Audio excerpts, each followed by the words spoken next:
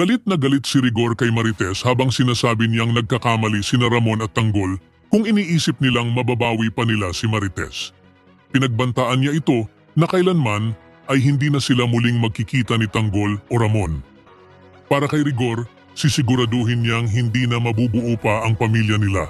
Gagawin niya ang lahat para hindi na sila magkakasama muli. Kinausap ni Mando si Rigor at iniulat na nakaabang na ang kanilang mga tauhan. Kapag nakita si Tanggol sa Quiapo, agad nila itong aatakehin at huhulihin. Nagbilin si Rigor na laging handa ang lahat dahil desidido siyang hulihin sina Tanggol at Ramon anuman ang mangyari. Para kay Rigor, wala nang atrasan. Pagdating nila Tanggol sa Quiapo, agad siyang napansin ng mga tao. Nilapitan niya si Berto at sinabi na kaya sila naroon ay para iligtas si Marites. Nakiusap siya na magbantay ang mga tao ni Berto upang maprotektahan sila habang kumikilos. Hindi kalayuan, nakita sila ni Rigor at agad niya itong ibinato sa radyo.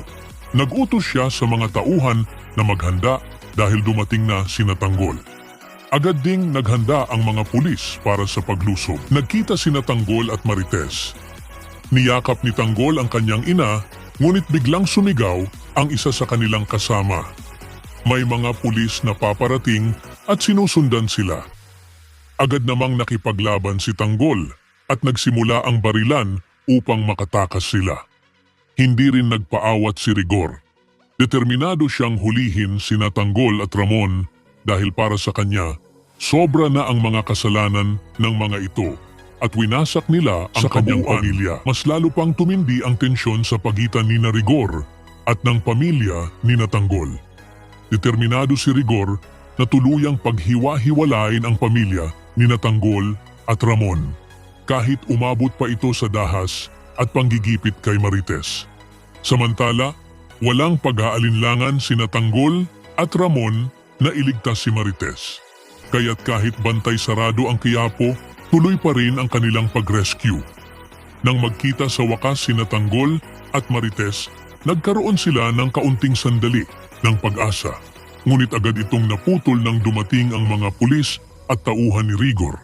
Sa huli, nauwi ang lahat sa matinding barilan at habulan.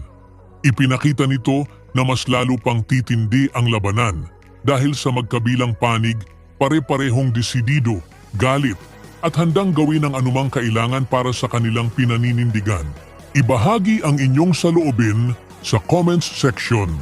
Huwag kalimutang mag-subscribe at i-click ang notification bell para hindi ninyo ma-miss ang susunod na kabanata ng Batang Quiapo. Maraming salamat sa panunood.